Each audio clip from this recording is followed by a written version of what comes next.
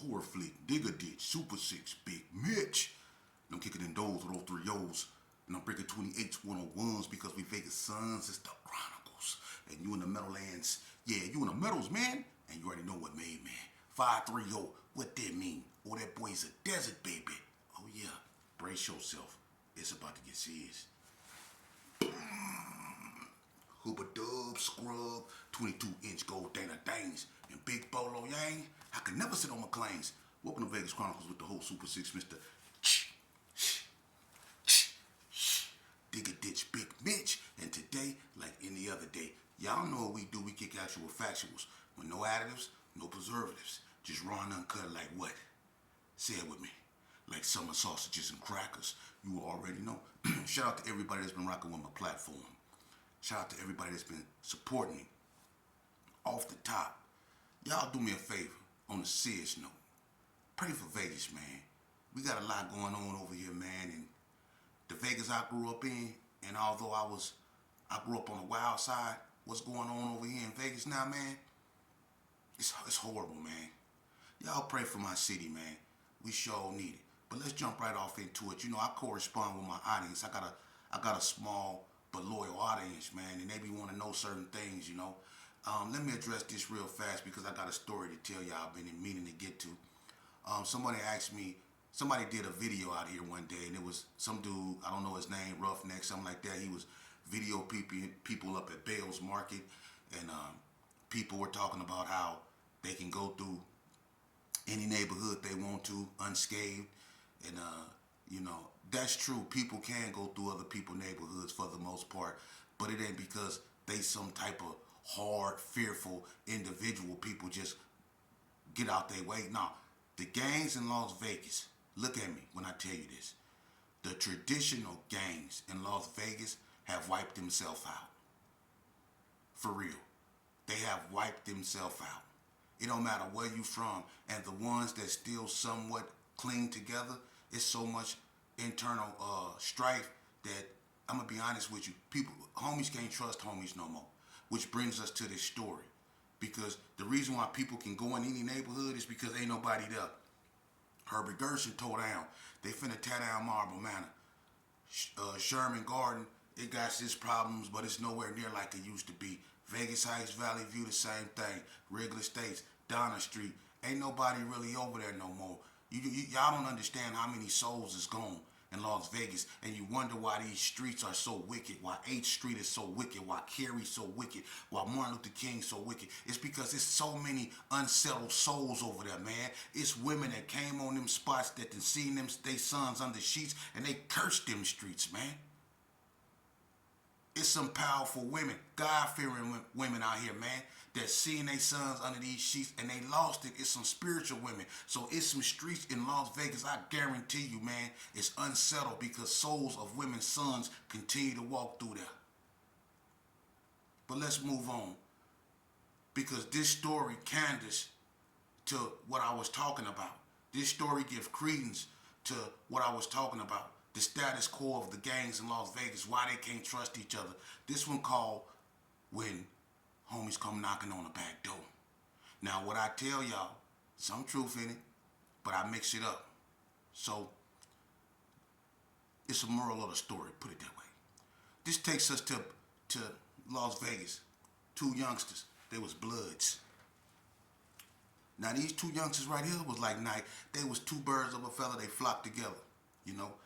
And they used to kick it, you know what I mean? One of them name was Braze, and the other one name was Ragg. You know what I mean?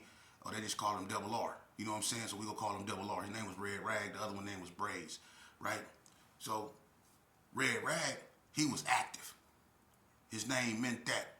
You know, when he go put in work, it's rag time. He go handle up. Braze, he was with it too, but Braze was more or less restrained. And in order for him to really get active, you have to make him mad. But when you make him mad, ain't no calming him down. So Braze was a hothead, but Braze was more subdued in his emotions. Double R, he didn't care. You know what I mean? It was be up blood. It was a bloody Sunday. All that with him. He was representing. You know what I mean? Damu Nation. So these two cats right here, they grew up together. Their moms went to school together. Their daddies even knew each other. You know. So when they grew up from the sandbox on up. You know what I mean? They was like brothers more than anything, you know. So when they started banging, you know, they developed a reputation. They was gunners, you know. But Double R, he had a little bit more ferocious reputation because Double R wasn't the type of person that liked to do drive-bys. He didn't. He liked to get out the car and get up on you to let you know. You know what I mean? So, but Braze, he was more or less, you know, he put in that work. But Braze, more or less, he had kids, so he'd go out, but at the same time, he made sure he took care of his kids. So you know, they got in a drug game, and they got doing their thing, and they was balling too, and they was putting it down for their neighborhood. You know, they didn't like to kick it with their homeboys because they really didn't trust them. They seen the faulty things that went on in their neighborhood, so as time went on, it only made their bond stronger. You see? But see, Ragg, he was at his money, but, you know, he was one of those cats that tried to, you know, he tried to sell drugs and gang bang at the same time. That wasn't working out for him because his cars, he couldn't keep a car. He always had to get them painted over. The Crips kept shooting up his car. He kept having to switch cars. You know, every every drug house he set up, they shoot it up. So he was having a hard time making money because of his reputation. But Braze, he was a little bit more subdued and smart. Braze, when he went with Ragg, he was with his family. You know, he had 3 children. You know, he had 2 boys and 1 girl. So he used to be with his children doing his thing. You know, he wasn't really out there like that. So the Crips wasn't on his helmet, you know. So as time went on, you know, they was having money, but Braze started to really bubble because Braze really focused in on his money and less on the streets. But Ragg, he was trying to do what he signed up for, plus have money, you know. But their relationship, it didn't change. If Ragg got into something, he went to Braze. Braze looked out for him, whatever it was, you know. And if Braze needed something, Ragg was there, you know. But see, the homies, they got into a shootout with a much larger gang, you know, at a club one night. And what ended up happening is one of the Bloods ended up being unalive. So now their neighborhood is totally is up. So it's a bunch of shooting. People can't focus, you know. And Braze, you know, he ended up paying for the funeral. And you know, when he did that, he started to think because his children was getting older. So he started to look at his children, you know, like, is this the life they're gonna have? I don't want this for my children, right? So he started to do some thinking, you know, especially sitting in the funeral. He was really thinking, you know, like, I don't want this for my sons, man. You know, I don't want my children, you know, involved in this. But Ragg, he's sitting there, he rocking back and forth. His mind on something else. His mind on waiting on the funeral to get over with, going to get on his, you know, put on his gear. It's Ragg time. He finna go put in work. But Braze, he a little bit more subdued. He like, man, I don't want this for my kid. So he having thoughts seep into his mind that's kind of like conflicting with how he used to feel. Because when he came to putting in work, he didn't ask no questions. But now he's starting to like, man, is this what I want? Is it go ever be an end to this? You know? So after paying for the funeral, they really hit him in his pockets, man, you know? So he was having it, but you know, now he got to rebubble and start back over basically because they took a lot out of him. Plus he got kids and other things he got to take care of, right? So Ragg, he emotional. He couldn't even stay at the funeral. So he left. He don't say nothing to nobody. He too emotional. He go put in work, right? But in the process of putting in work, the police get on his helmet. He throw the gun out the window and everything, but they on his helmet, right? The funeral not even over with. This cat that went over there and shot up Crip Turf, right? So he ended up getting caught. He in jail, right? So he called Braze. Braze just paid for his homeboy funeral. So Ragg called Braze on the phone. Braze answered the phone. Hello? He telling Braze what happened. Braze like, man, why you do that? Why you didn't wait for it to die down before you made that move? Right? He like, man, I just got to get out, man. You know what I'm saying? I need a lawyer, man. I got to get out, man. I got to get out. Just help me get out. I'll get my own lawyer.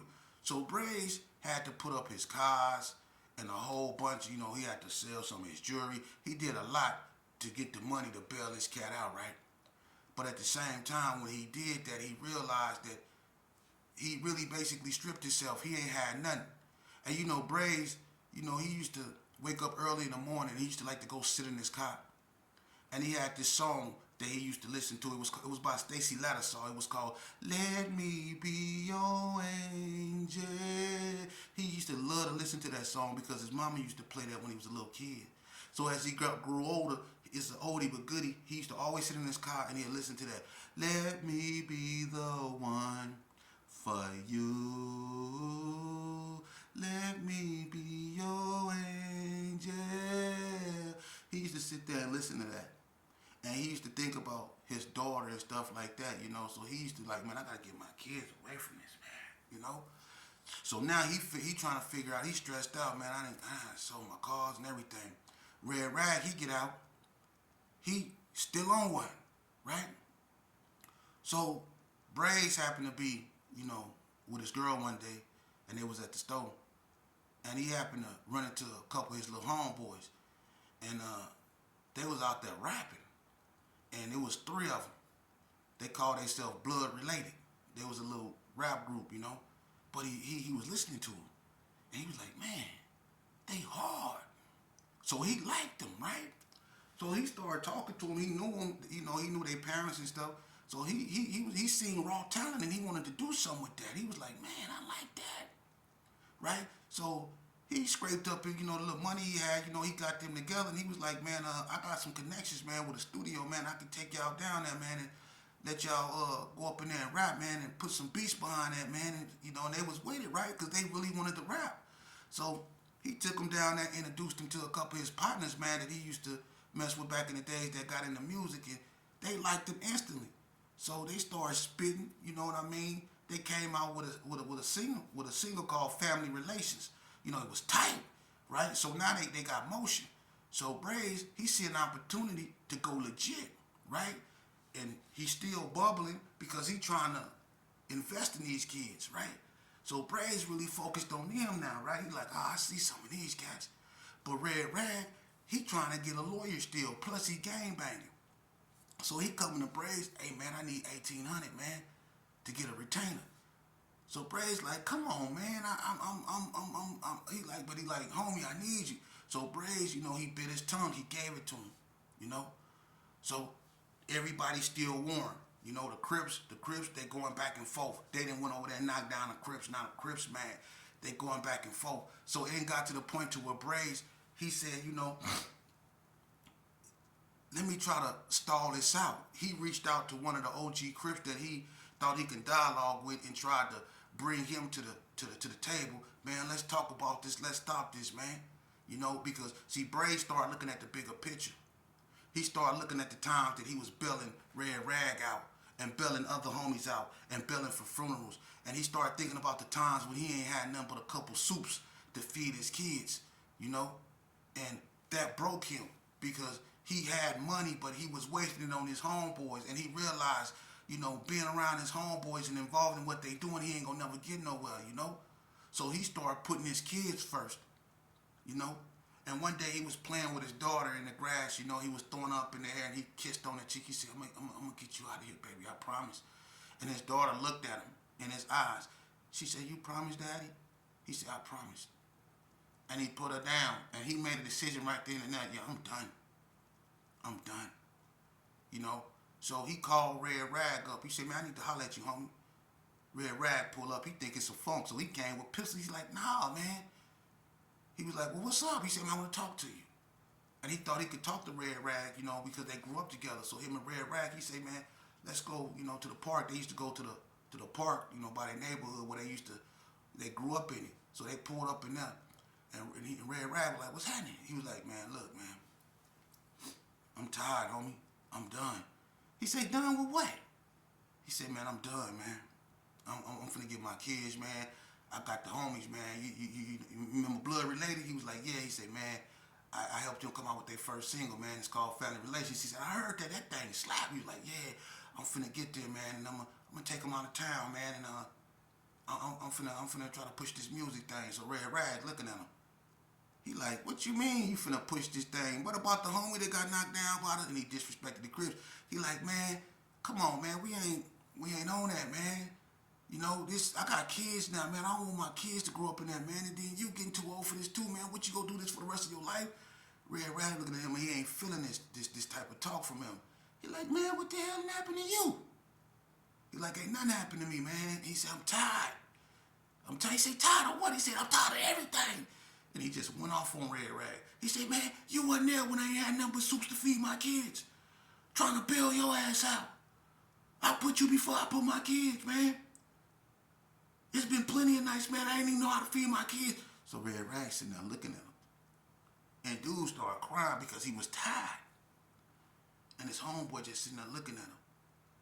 And you would think, since they grew up together, it'd be a look of concern, a look of empathy, but it wasn't. It was a look of anger, a look of, like, you acting like a straight bitch type look, right? So he basically told him, I'm done. If y'all get into something, man, don't call me, man. I can't do it no more. I ain't got no money. I ain't got nothing. I can sell my cars and everything, right? So Ragg looking at him like, oh, he tripping. So they ended up, leaving, Ragg, he got quiet. He ain't said nothing, but the whole time he thinking in his mind, oh, this dude just straight turned into a bitch. I bet that girl he be messing with and got up in his head. He done went soft, so Ragg on something else. But Braze, he feel like, I got it off my chest. I know he'll understand. He might be mad at me for a few days, but he'll understand. So Braze, he leave, he go home with his kids, he kicking it. He get a phone call, right? It's Ragg. He said, hey, homie, hey, I need to holler at you. He like, what's up, man? He said, hey, I don't want to talk over the phone. Where you at? He said, I'm at home.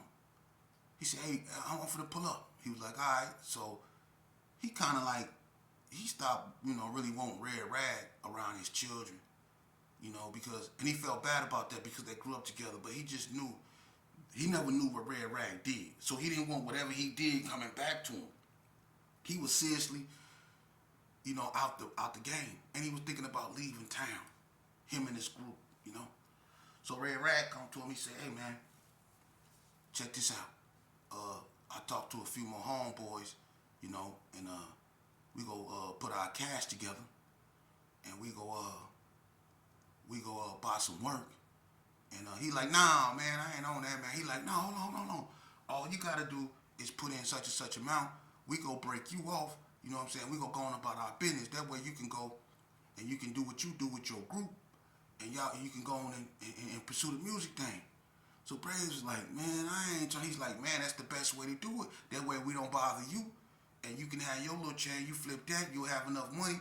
You and your group can do y'all thing, right? So Braze kept looking. He was like, man, come on, man, because I really need a lawyer, homie. That's all I'm asking. I need a lawyer. So Braze, the only reason why Braze agreed to do this is because he grew up with Ragg. He grew up with him.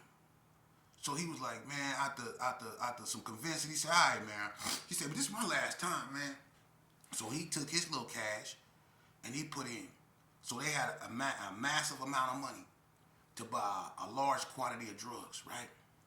So he was like, well, what's happening, man? Who y'all mess with? The same person they been messing with, It was this cat who come from Arizona. He had a lot of weight. You know what I mean? So they decided to mess with him because they knew him, and plus Braze used to get a lot of work for him, and that's why they came to Braze. They told Braze, hey, go to your boy and just tell him we got woo, and he'll hook you up because you bringing a large quantity, you bringing a lot of money. So Braze was like, man, it's the last time I'm doing this, man, I'm done. They was like, that's all we need. You know what I'm saying? So they was like, cool. So they waited for about 4 days. He called his connect. They set everything up. So Braze, Ragg, another one of their homeboys went, right? So Ragg driving, Braze got the money. The other homie in the back seat, they chilling, they smoking. Braze don't want to smoke nothing. His mind on getting this over with, getting to the house, getting out the way, and never really seeing these cats again, because all he want to do is get this group and go on by his business, right? So they go meet up with the boy, right? They get there, but before they go to the apartment complex where he stayed, old boy said, "Hey, let me get some gas." He was like, "Hurry up, man." He was like, "Cause old boy waiting on us." So he drove off to get some gas, right? But when he went to get some gas, they rolling, right? He turned the radio up. They bumping, right? Braze ain't paying no attention. As a matter of fact, he put in blood relation. So, family relation. The new single that his group came out. So they bumping that. And he was looking at Red Rag like, "I told you, man, they gonna make it." And Red Rag was like, "Yeah, they cold." And Red Rag turned it up real loud like he was into the music, right? And the more he played it, the more surety it gave Braze that, yeah, I'm gonna make it out of this. Cause this knock and this single go pop as soon as the right person is. So he's sitting there knocking his head like this. Now his mood then changed. He let his guard down. He relaxed. He into the music. They knocking. And Red Rag, he knocked it too. They drive up to the intersection, right? Red Rag roll his window up like, you know what I'm saying? Next thing you know, the homie in the back seat, he domed Braze. Boom! Blew everything in the back of his head out the front of his head. Right? But the music was so loud you couldn't hear a gunshot. Right? So after he domed, boom! They drove off. Right? Rolled to wherever they went. You know what I'm saying? And they robbed Braze, his own homeboys. Right? So they drove the car, parked the car in an abandoned house. By abandoned house, well, people don't really be, you know what I mean? And they left it there. Then they came back and they took the car. It was Braze's car, but he let Red Rag drive it because he had all that money. So they came back, they got the car, and they drove the car and they parked it in front of his house. Like he was in it, but it was late at night. And they disappeared, right? The next morning, this girl come out because she been calling him. She ain't heard from him ever since he left. So she worried. She been calling him all day. She just knew something was wrong. Nothing told her to look outside though. But she was calling. She got a hold of his mom's, and she was talking to his mom's. And she went to the door and just decided to open the door. She went and stood on the porch. The car was right there. She said, "His car right here." So she was like, "Well, where he at?" So she started walking to the car. And she could hear music. When she got closer to the car, the passenger seat, the passenger window, it was down. And you could see a person with his head back. And you could hear the music. And it was the same music he used to listen to when he sit in the car. It was, "Let me be your angel." But he was sitting there. And as soon as she looked, she could see the hole in his front of his head. She could see the blood coming out of his mouth, out his eyes, out his ears, and he just standing there. And the music just playing, "Let me be the one for you." She just dropped the phone and started screaming. The homies came through the back door and murked Braze. That's the moral of the story when the homies come knocking on the back door. See, the moral of the story is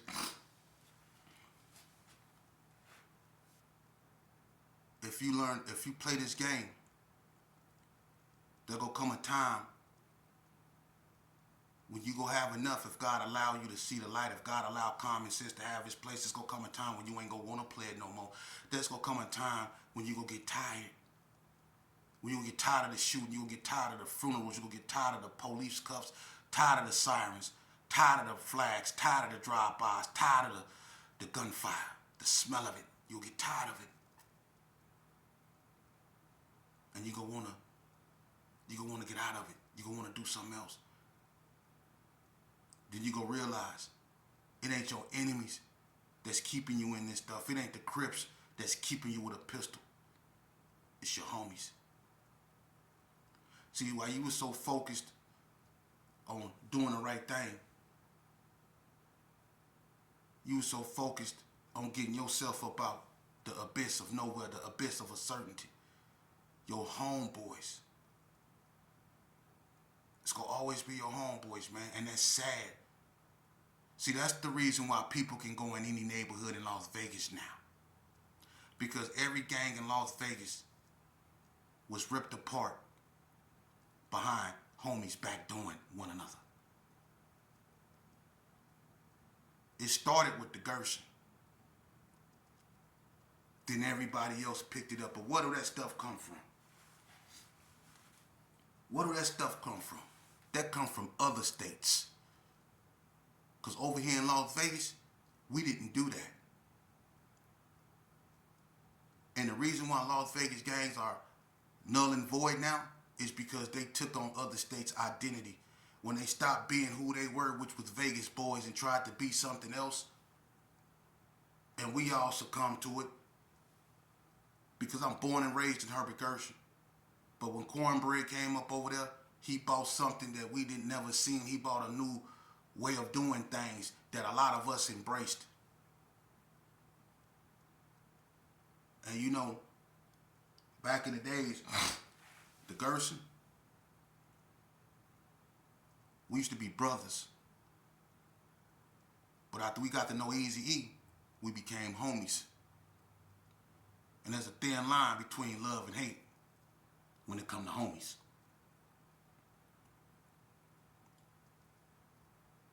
So the moral of the story is,